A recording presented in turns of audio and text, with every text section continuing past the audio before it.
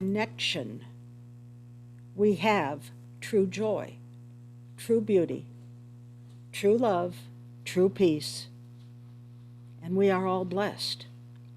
That is why I feel as though Advent is so important, because it is a season for affirming and experiencing that anticipation, that longing, that hoping for a truer connection with our spiritual self and a happier and, yes, more peaceful world. I think that this is a very valid practice for this time of year. And I believe we need to spend the 4 weeks of Advent as a time of opening our minds and preparing our hearts. I also believe that there's a certain blessing and power to waiting. It's certainly not something that we practice much in our culture. However, I believe that this year has brought patience to our attention in so many different ways. And maybe we just need a different perspective also as we look at the importance of Advent. Now, we're not only preparing for Christmas, we're acknowledging Hanukkah, winter solstice, Kwanzaa, and the new year. All of this together, from my perception, is a season of hope. It's like, well, how do we be patient? There seems to be so much going on. Some things that we like, some things that we would prefer weren't. However, if we take our time to go through this process of Advent, maybe, just maybe, we'll see it all differently. Now, as I said, patience has come to our attention this year. And I'm kind of looking at it a little bit like maybe this season of Advent, these next few weeks, is kind of like charging our cell phone. Oh, you may think that sounds a little trite, and maybe it does, but, stop and think about it a moment. You can't just plug it in, unplug it, and go ahead and go. It doesn't work that way. You have to wait for the power to build up, to be filled. It takes time to charge a cell phone, and it takes time to prepare our hearts. To prepare our hearts for the impact that the holidays and the turning of the year can give to us. So, here we are, waiting and hoping. But waiting doesn't make a whole lot of sense if we don't know what it is that we are waiting for. Oh, I know there's a lot of celebrations in December, and I'm grateful for each one. Tradition has taught many of us that Christmas is the waiting for the birth of Jesus Christ, the Savior of the world. And this month, yes, we celebrate the birth of Him, whom we were told is the greatest spiritual being that ever lived. Now, I look at it from the standpoint that we have an opportunity to understand that at the time of Jesus, what we now call the Christian religion hadn't even started. And Jesus was Jewish, and He was following much of His Jewish tradition. But He brought to it something which was new, the value of the individual life and the personal relationship of the individual to the universal, or man to God. Jesus taught two universal truths. One, that we are surrounded by a divine presence which consistently calls to us that we are surrounded by a universal law of creativity. It is done unto us as we believe. I'm going to repeat that. It is done unto us as we believe. Now, isn't this what hope, praying enthusiastically, truthfully, is all about? This year, if we give ourselves permission to acknowledge that Christ is born to or within each of us, that our human experience gives way to the divine, just as conflict gives way to peace, as confusion gives way to focus, as weakness gives way to strength, as fear gives way to faith, as doubt gives way to certainty, as judgment gives way to happiness. As we give way to that loving Christ Spirit, we understand that Christ is the image of God, the Son of the universe, and that Christ's love is not limited to any one person. That energy is as eternal as God. That energy is God's idea of himself, his own self-knowingness. God in us has Christ's love. Ernest Holmes taught, from the least to the greatest, the same life runs through all, threading itself in the patterns of our individualities. Christ is over all, in all, and through all. And I'm going to repeat, from the least to the greatest. No matter what our perception is, that Christ's love is the idea of universal unity, interconnectedness.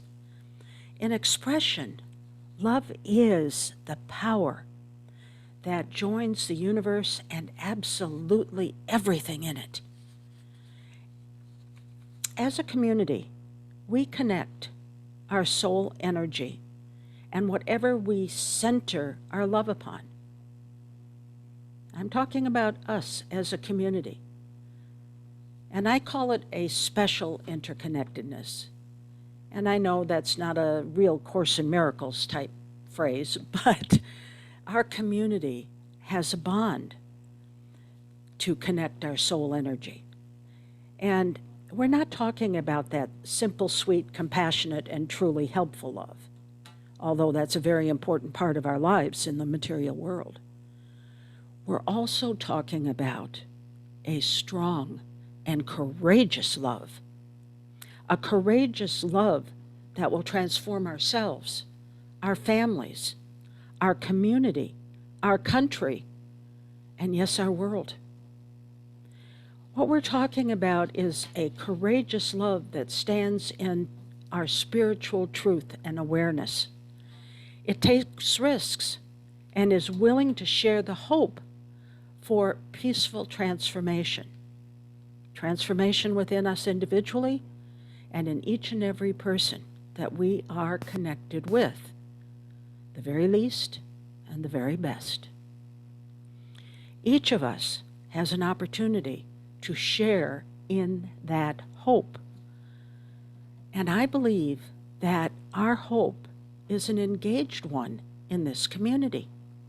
For those that are here today, I know how we connect. I know the hope that we have for our world, for ourselves. And I've really been thinking a lot about what it may look like, what it may feel like, what the experience of it truly could be.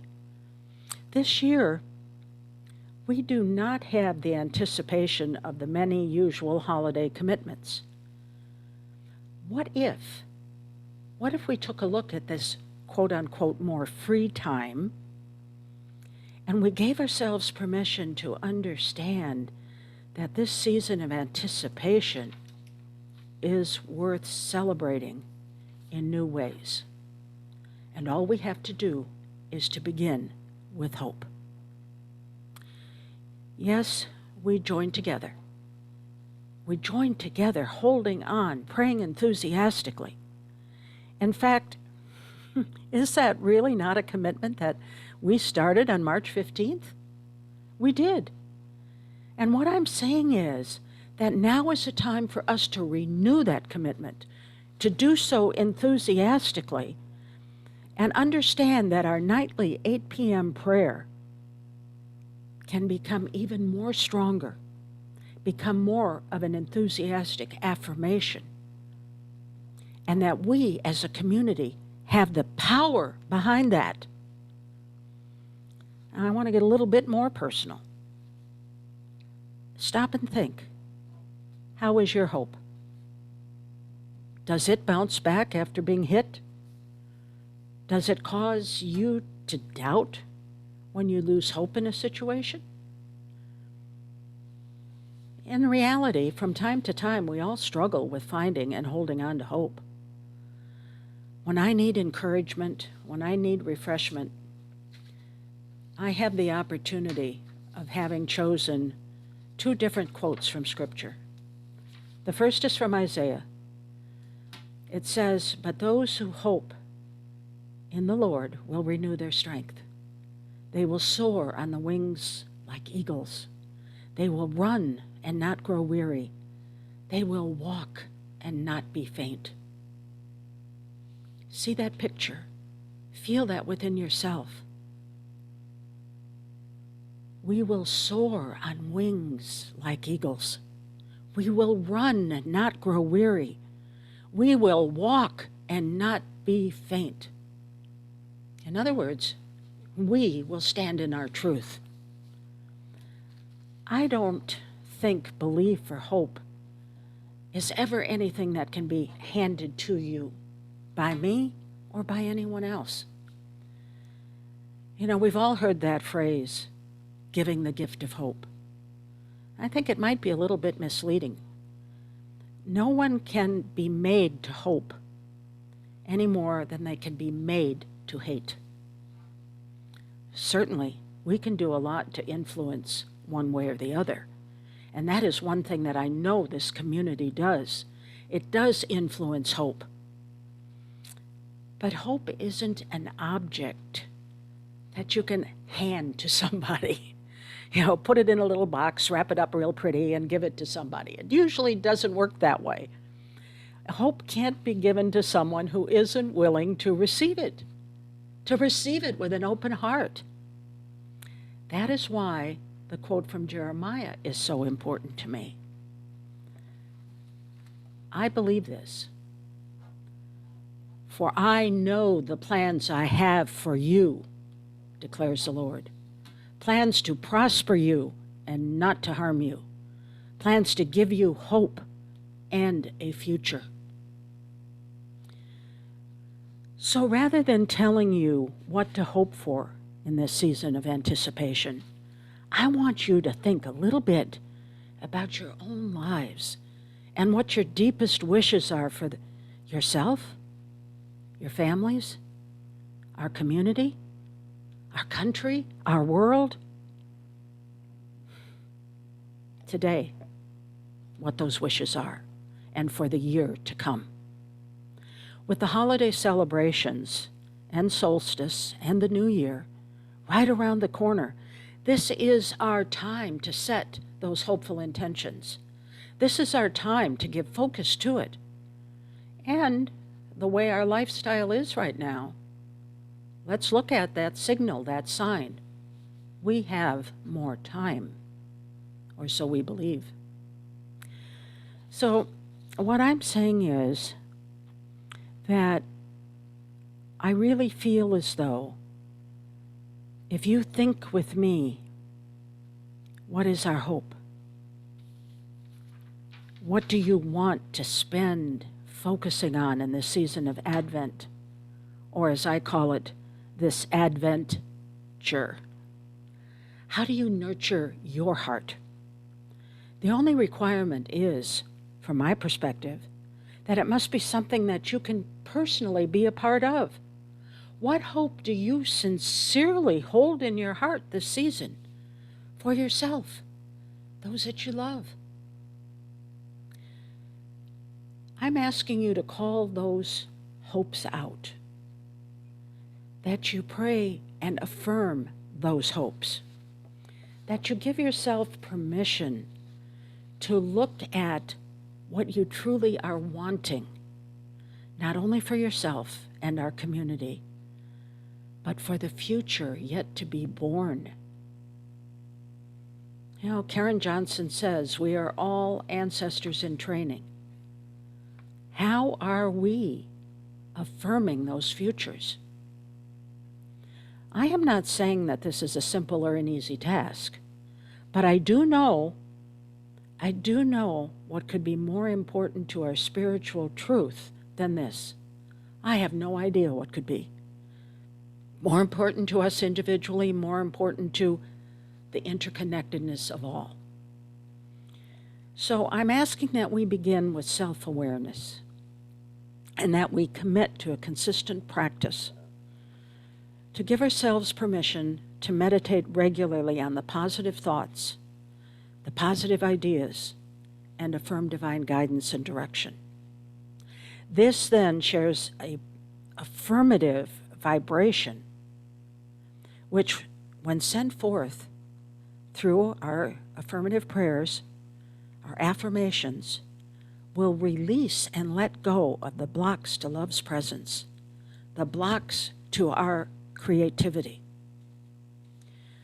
We are called to affirmative prayer. It's an empowering prayer, and it begins with our recognition of the universal power of the divine love and creativity that is within us. I will never forget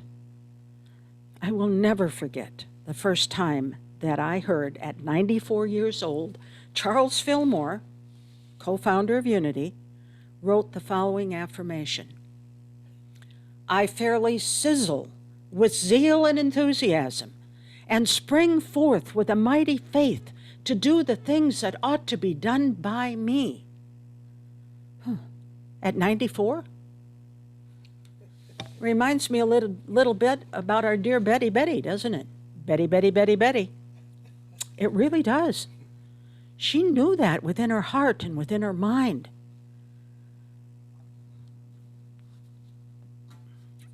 We have that opportunity to give ourselves permission that as we focus our thoughts on the truth that we are spiritual beings filled with a vibrant energy and a renewing life, and we can use that affirmation, that truth, and we can fairly sizzle with zeal and enthusiasm. We shift our attention away from this material world, the circumstances and the experiences, just as Charles Fillmore did. We focus on our true spiritual nature, our oneness. And from that state of awareness, we know there is hope and faith in that truth of who we are. We understand and we accept a willingness to think and act accordingly, to truly ask for and follow divine guidance and direction, and to, yes, share affirmative prayer. Now, for some of us, affirmative prayer is hesitant because we're so used to asking for something from our God. But affirmative prayer from a unity, from a new thought perspective, is much different. It says you begin with relaxing. You breathe deeply, you focus within, you take a couple conscious breaths, and you relax your body, and you release those busy thoughts. You actually feel your heart opening. And then you recognize the power of God within you as life, love, wisdom, and ever-present good. You center your thoughts on that ever-present energy of God in your life. For me, I inhale, God is. I exhale, I am. God is, I am. And then take a moment of silent reflection, and accept that power of God is the same power within you. It is your divine potential. Then you experience that power in your own divinity, knowing you share the love, the strength, the wisdom, the grace, and the creativity. Now you know you have the power to be, to do, to have, and to allow the good that you wish for yourself, for your families, and yes, for the future of our world. But do not forget the closing step, the appreciation, the gratitude for your growing spiritual awareness, the awareness that you are empowered to live more fully and to share a more fulfilling future. Do not underestimate the power of gratitude in prayer. Remember, Meister Eckhart said, if the only prayer you ever said was thank you, that would be enough. When we constantly choose to be grateful, we notice that every breath is a miracle. We notice that every smile is a gift. And we begin to understand that all difficulties are truly invaluable lessons. The sun is always shining for us when we're grateful, even if it seems to be hidden behind the clouds in a rainy day. It hasn't gone anywhere. When we affirm this truth, our oneness with God, we can be enthusiastic and we can hope, and that positivity is taking place in our mind and in our body. And yes, we will spring forth with a mighty faith. We will do it every day when we're 94, or maybe even older than that. Who knows how long it's going to be? But if we had Betty do it, if Charles Fillmore do it, hey, you and I can do it too. You know, every day to do all that we are capable of doing and be all that love and creativity that is within us is going to manifest an entirely different experience, not only in our personal lives. So what I'm asking for is our community share together that collective hope, our expectation and desire for the world to be nurtured through our willingness until it takes shape, until it is born, until it changes, until it is empowered. And yes, as we pray nightly for our world, for our United States, for our interfaith community, for our families, and yes, for ourselves, we will see a perception shift and a change shift and a creative shift. And I know this, and in hope and faith I affirm, and I do so from A Course in Miracles, and I suggest you repeat it after me. We acknowledge I am here only to be truly helpful. I am here to represent Him who sent me. I do not have to worry about what to say or what to do, because He who sent me will direct me. I am content to be wherever He wishes, knowing He goes there with me. I will be healed as I let Him teach me to heal. This is what hope is. Holding on, praying enthusiastically, affirming the divine truth within ourselves and that interconnectedness with all life. We have the opportunity to share entirely differently through hope over the next 4 weeks, bringing us to that time of rebirth and acknowledging of the Christ love within the very least and the very best. We can be truly helpful, knowing that this is our truth and knowing it is the truth for everyone. You and I, in our community,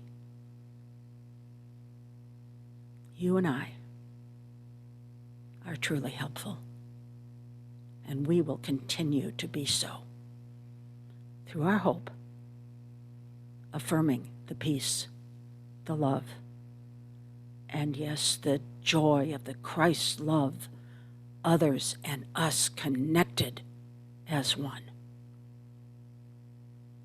And so it is.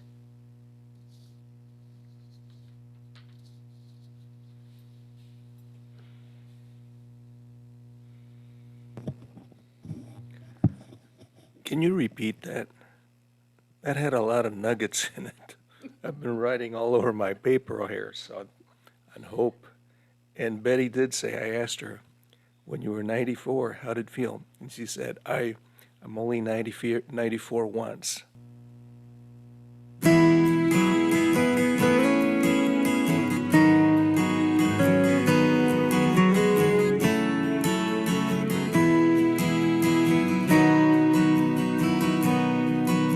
When I saw only darkness in myself and in my life, you opened up my eyes to the light that shines inside. And though I didn't take the chance to say it at the time, now I'd like to thank you from my heart.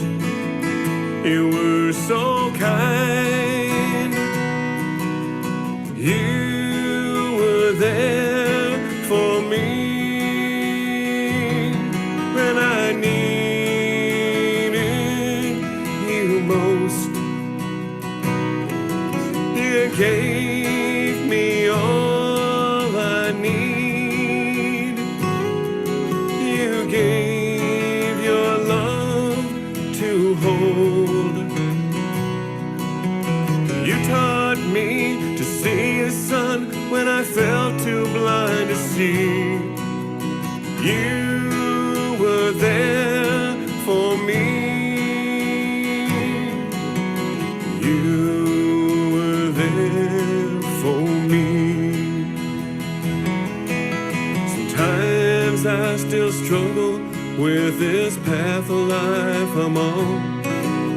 But when I think of you at night, I remember to be strong. You taught me to take the time to look into my heart. So if I need to make a change, I'll know just where to start. You were there for me when I needed you most.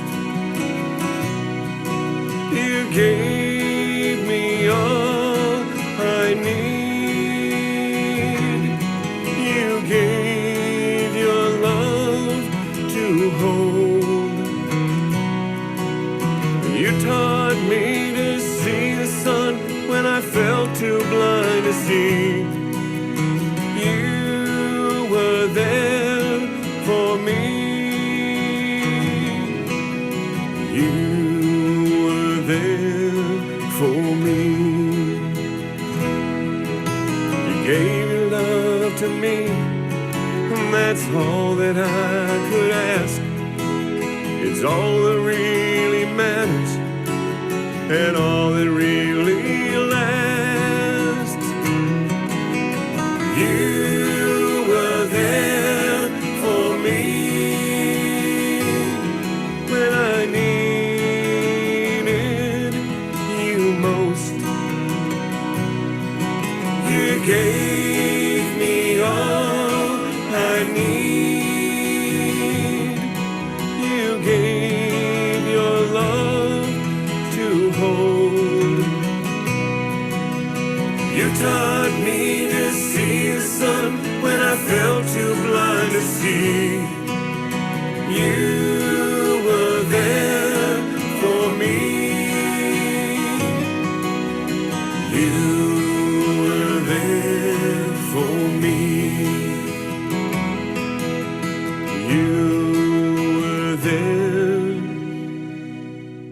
for me.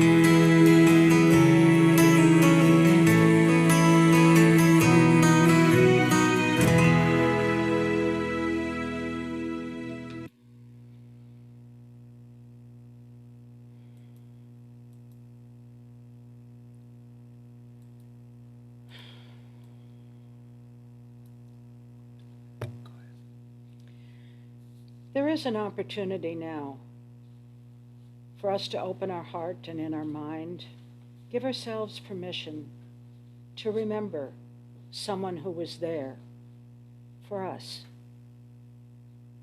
Somebody that we have not thought about for a while. Close your eyes, focus your attention on your breathing.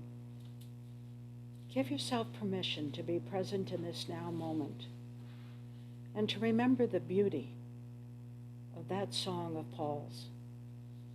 Remember somebody that was there for you. Become aware of your heart space opening. Recognize a gentle rise and fall of each breath. And give yourself permission, truly give yourself permission to remember someone who was there for you.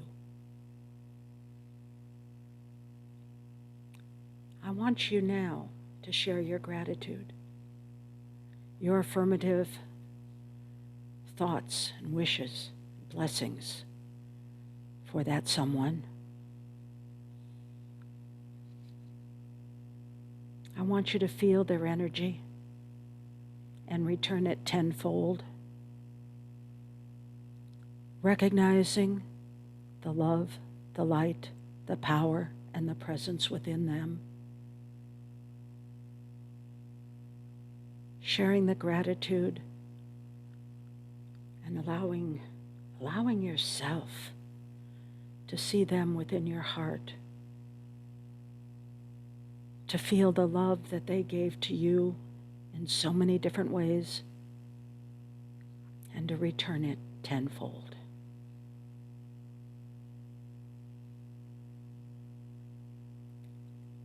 And then look within again. Recognize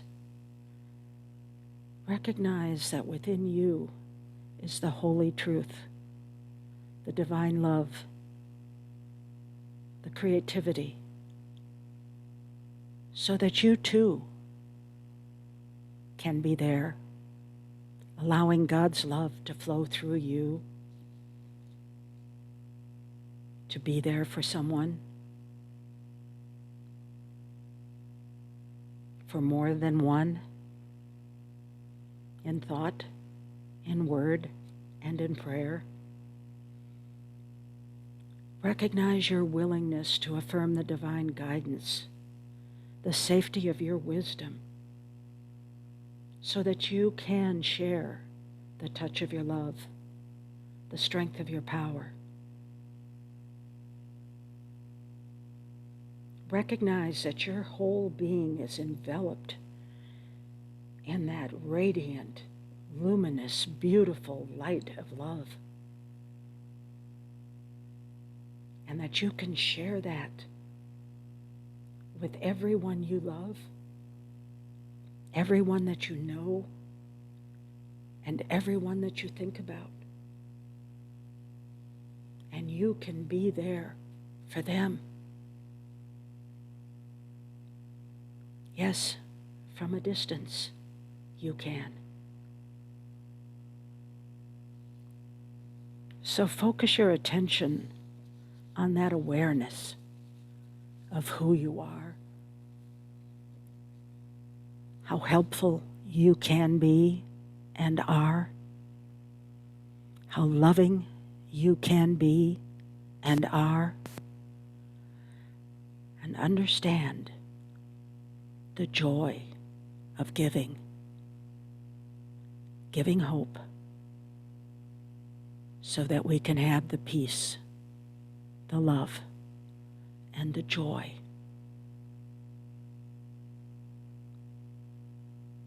within everyone. Give yourself permission to recognize that you are ready to do so.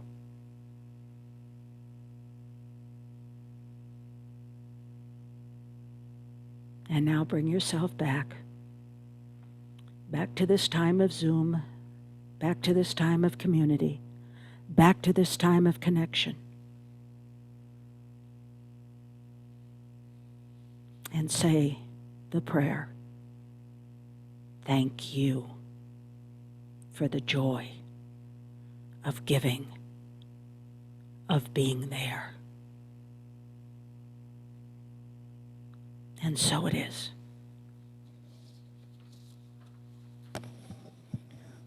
And of course, donations gratefully accepted through our website, through PayPal, interfaithcommunity.org, or by mail, and you can see the mail there. So, and if you would take Divine love flowing through me blesses and multiplies all that I willingly give and all that I am open to receive.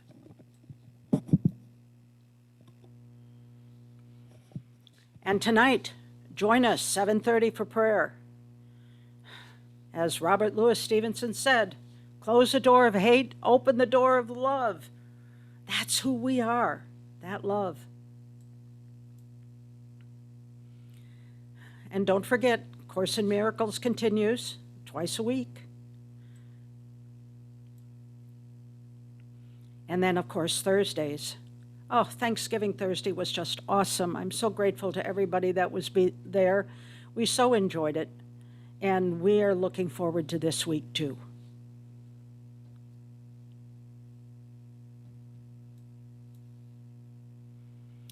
Now, next week, we're going to share Remembrance Sunday. And all of you remember that that was the day that we tied the colored ribbons on our tree. And this year, we're going to do the same, only they'll be our personal trees in our homes. And if you don't have a tree up this year, give yourself permission to light a candle in remembrance, or to tie a ribbon on the tree of those that have been close to us in our community, in our families, and in our life. We will do so on Sunday as we celebrate peace.